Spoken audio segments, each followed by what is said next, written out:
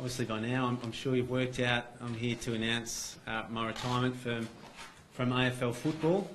It was a disappointing finish to my career, but I don't lose sight of the fact of just how fortunate I've been to play for two wonderful football clubs, and how lucky I've been to meet and work with so many terrific people. And today, the most important thing for me to do is just to be able to thank a lot of those people, whilst obviously recognising there'll be plenty I forget to mention, but I'm sure they know who they are as well. So on that note, I'd like to start by thanking the current Carlton playing group, who are a wonderful group of people, and in what's been a challenging year for our footy club and for the players in particular, getting to come to work each day and work with a group of people that I like so much has made a tough year all that much more manageable. And to all the players I've played with over the journey, both at Carlton and at West Coast as well, I'd just like to thank them for being my teammate. I'd like to assure them that I gave everything I had to the two clubs I represented, and I hope over the journey I've earned their respect. To the coaches that I've had, I've been lucky enough to have really good working relationships with all the senior coaches I've had. To Woosha, is someone who's got great values, and someone who I had immense respect for. I think to have him as an influence in my life at the age I was at West Coast, I guess transitioning from a kid to a man was really important for me, and I'd like to thank him. To Rats, who was an incredibly passionate Carlton man, and brought an enormous amount of energy to this football club. Things didn't end out for Rats the way he would have wanted, but I guess they never do. But he certainly put a lot into this club, and to him I'm really thankful. To Mick, taught me a lot of lessons, Mick, on both football and life, and came to the club at a time when I was a little bit drained, particularly about what had happened the year before. When you're the captain of a footy club and the coach gets sacked, that takes a fair emotional toll. So Mick really helped me to enjoy footy in that last period of time, and so for his work I'm really thankful. And then to Johnny Barker, I'm only played one game under, but who has really brought an air of positivity to the place. And I think we saw some green shoots of growth on Saturday against Adelaide, and I'd like to thank him and obviously wish him all the best with his efforts to become a senior coach as well. I've had a lot of assistant coaches over the journey, and I won't thank them all, but a couple I'll single out is Dean Laidley, who I've worked really closely with the last couple of years, and who's got a great footy brain and a great emotional intelligence, and I've really enjoyed my work with him over the last couple of years. And then to Robbie Wiley, who's probably been my strongest influence over my footy career, had a huge impact on me as a young player over in West Coast, and to be able to reunite with him at the end of my career has been really special for me as well. Still going. To all the other staff I've worked with as well over the journey, they probably go into the hundreds, and again met a lot of wonderful people. To the two most prominent administrators when I was over in the West, in Trevor Nisbet and Steve Woodhouse, thanks to you guys. To Dick Pratt, Stix Kernahan and Greg Swan, those guys were really influential in getting me across to Carlton, and they're some of the best blokes that you'll ever meet in football, so I'd like to thank those guys. To Mark Ledouge and his board, and Stephen Trigg, made a lot of hard decisions this year on behalf of the footy club, and I know they've been done with the long-term interests of the club at heart, and I wish you all the very best in continuing the hard work you're doing on bringing success back to this club.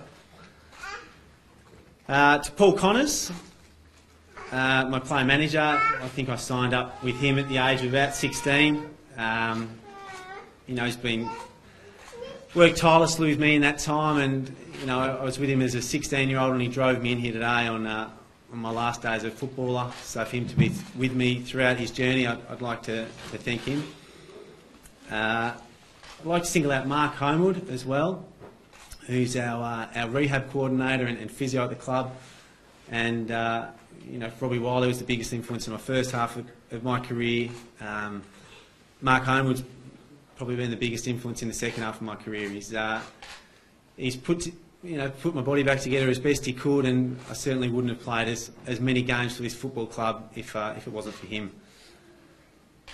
To my parents and my sister Lauren, I think it's often said that anyone who's born in Australia wins the ovarian lottery, but to be born into a family that's as loving, as kind as the one I got, I genuinely feel that I got first division of that lottery. So thank you to you guys. To Beck and my kids, thanks very much for your support. There's been plenty of highs and plenty of lows, but your support's been immeasurable.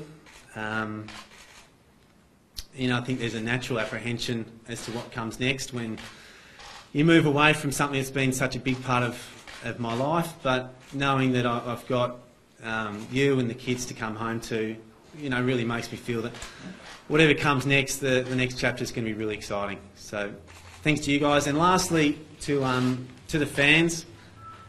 The Carlton fans have been incredible to me, incredibly generous and kind over the journey.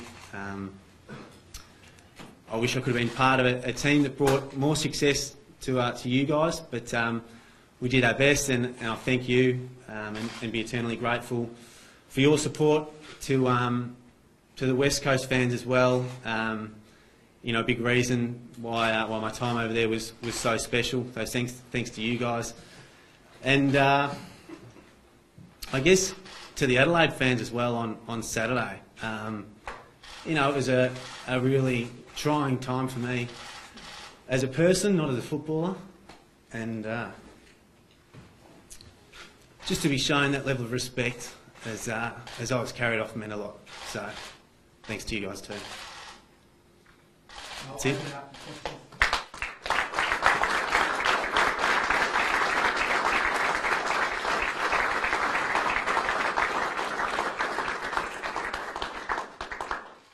Chris, how difficult was the decision, and was there a part of you that actually potentially contemplated giving it one more crack? No, there's no part.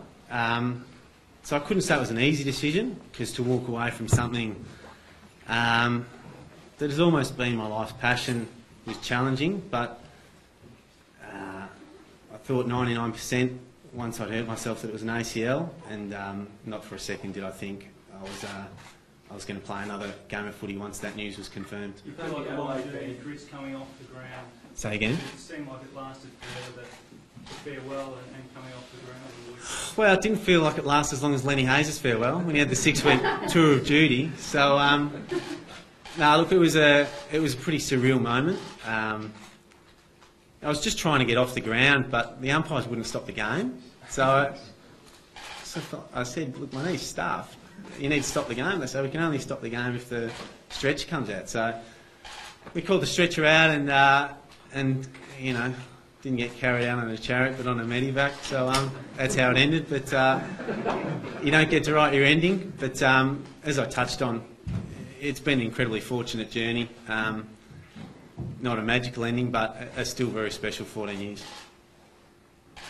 Given the fact that you would have known that you were nearer to the end than the beginning of your career, did you think that perhaps you would have steeled yourself a little bit, knowing that one injury was going to potentially end a career anyway, and in some respects you mentally prepared a little bit? I knew the end was coming. So yeah, in that sense, it hasn't been a huge surprise, but I guess just the suddenness of it has caught me a little bit off guard. But I've got time now. I guess I've got to dedicate a fair bit of time to the physical injuries and getting them right and seeing what else needs to be done, and take a chance for a deep breath and regroup mentally and go from there. What is next, Chris? You're known as being a really super involved guy in the community, obviously with the Disney connection over the journey as well. What do you want to do with the rest of your life? Look, I think it'll be something entrepreneurial. I'd like to start or buy a small business, but I think that'll probably be a couple of years down the track. And I guess I'll use the next period of time to really assess the different options. But I don't see myself working in football, certainly in a full-time capacity. And I'm conscious of trying to be excited about opportunities that will arise that I haven't been able to do throughout my footy career, and I'm looking forward to exploring them. Will it be hard to let football go?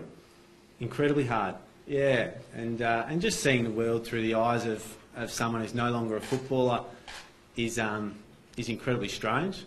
Since the age of, since I got drafted, but really since the age of 16, every decision in my life has been based around how that'll affect my football, and immediately that's no longer the case. So there's a whole range of emotions that go with that, but I'm pretty clear it's going to be a huge change.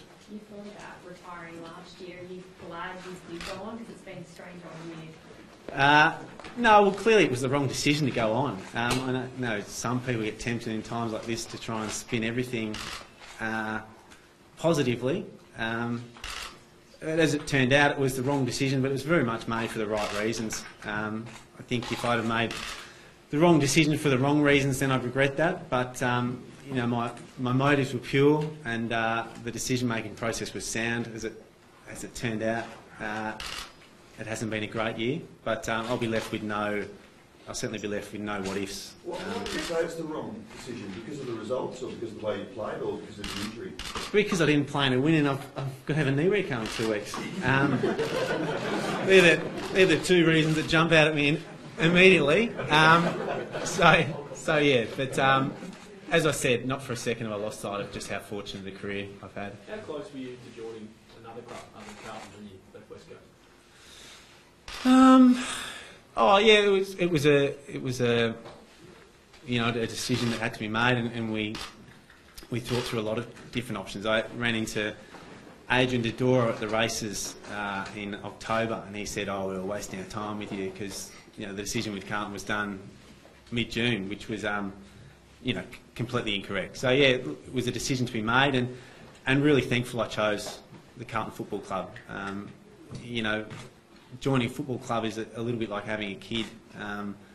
That part, a little bit of that footy club becomes a part of you, and this is a very special club to be a part of. And as I said to the players, I'll never be slagging him off in the media if they have a crappy loss, and I'll never be too far away. So I'm sure I'll have a connection with this place and West Coast as well for the rest of my life. Do you see yourself in the media?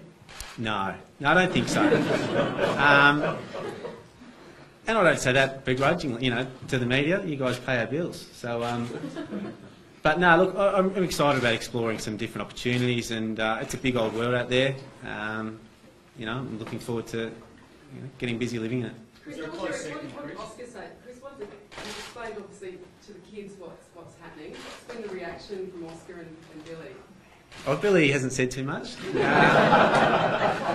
Oscar, I told Oscar I wasn't going to play football anymore, and he said, "Well, that makes sense. I think you should play soccer." I said, "Probably not going to work either, buddy." But look, he's good. He knows Nick Nat's still playing, so he's excited about that. He knows Walkie Talkie's still playing, so he's excited about that. Whenever we play footy, he's got to be Nick Nat and I've got to be Andrew Walker. So the fact that those... Time together, does it mean more time with your family now? You know what? It probably means less time once I really launch into something in a commercial world in terms of contact hours. But I think what people underestimate is the that constant sort of mental drain that football does weigh on you. So when I'm playing with the kids and I know I've got a game in 2 days' time and things start to get tight, or it's hard to be as present sometimes as you'd like to be with the kids. So not having to worry about those sort of things you know, we'll be able, once the knee's healed, we'll be able to play rough stuff footy, as Oscar calls it, and I won't have in the back of my mind the fact that I've got to, you know, get up for something else in a couple of days' time. So I'm looking forward to that dynamic. And how tough has it been on a week-by-week basis to get yourself up physically to play? It's just been incredibly hard. Yeah, it really has. And I missed the game, Sydney game, 2 weeks ago, and I remember waking up on the Thursday, and you know, my shoulder was hanging out, and felt crap, and my knee was sore, and I sort of just felt nauseous, thinking, how am I going to play in 2 days' time? And then I woke up and like, oh, I don't have to play this week, and it was sort of like, good, you know, like I can buy myself a bit more time. So just to be able to give the body a rest, but more importantly, enable the mind to stop having to tell the body that you've got to do this thing which you're not really able to do anymore. I'm looking forward to that. Do you have any clue about the impact you've had on players? That moment with Cam Guffer a couple of weeks ago, did that highlight to you the role model that you've been and the inspiration you've been? Yeah, that was a special moment, and it's not something you give a lot of thought to as a player. You're sort of just stuck in the day-to-day and trying to do your best. But I've indulged a bit the last few days and read some of the things that have been written about me, and you know, I've never read a huge amount of the media about me, but it has been nice to hear some of those comments that have come forward. So you just take us through the highlights, the Premiership captain and the North and the ground line? Yeah, well, the Premiership one stands head and shoulders above the rest. Yeah, that was such a special day for a whole number of reasons. And in terms of Carlton, I think probably the Richmond final we won, that was a really special day, and the Essendon final as well. Just days where the crowd was really noisy. I just remember the noise of that Richmond final would be the loudest that I played in front of, and it just felt like you were really at one with the whole Carlton army, and that was really special. Chris, a lot of talk about where footy's headed. Is it as fun as it used to be? It doesn't feel that fun right now. Oh, look, I think it's just changing, and I don't think that's good or bad, but it is changing, and it always will change. I think one of the main challenges for the AFL is to have a game that people can still identify with, that still is representative of the game that's played in suburban grounds on a Saturday afternoon, and a game that's filled with players that they can identify with as well. And that's a big challenge because, people who can't help themselves from having one beer too many, they relate to players that can't help themselves from having one beer too many when they're out after 5 or 6. And the reality is a lot of those players don't survive in the modern day game. There's a lot of the characteristics that make good players now are not human characteristics, in a sense. And I think that's a battle for the AFL to try and keep humanising the players as much as possible in an environment where they're asked to do things which are contrary to normal human urges. You said you don't see yourself being involved too much in football, but is that an area where potentially someone like you could help the league going forward, help them identify ways to maintain that connection? I think they've got some really good people working there, so that's not something I've given a lot of thought to at this stage. What then of the club that you're finishing up at, the Carlton Footy Club, the situation it's in, what message do you have for the players when you spoke to them? I feel like, I think we've bottomed out, and the growth is starting to come. The message was around that it's a group that's filled with really good values, and not to see that as a flippant remark, but it's something that will hold them in good stead going forward. Murph and his leadership team are working really hard to keep the entire playing group accountable for what they want to stand for, and I guess just really encourage them to keep going down that path, but to make sure that individual responsibility remained really strong, because at the end of the day the club's made up of lots of different individuals. But I'm really hopeful and confident that significant growth is and will keep occurring at this footy club. Was there a window, Chris, when you felt the team could have won the flag here? No, probably not. In hindsight, 2011 was the best year I was involved with at the club. But the reality is we won one final that year, and people can say you kick away from making a prelim, and it's still a million miles away in the harsh reality of just how hard it is to win premiership. So that was the closest, but as a club we were still a fair way off. Do you have a favourite player, Chris, whether it's a teammate or an opponent or a duel in a certain game you remember?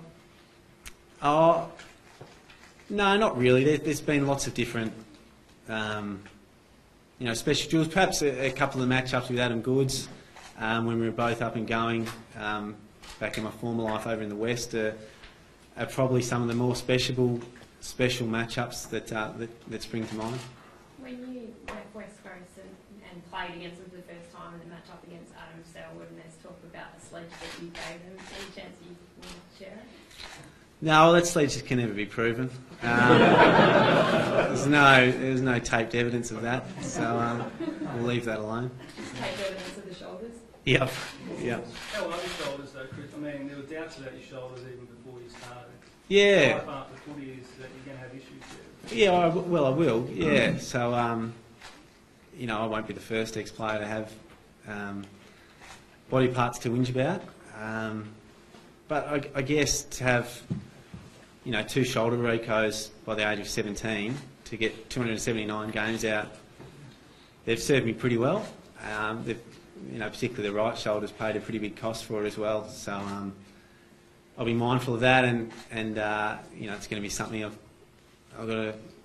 got to deal with for the rest of my life.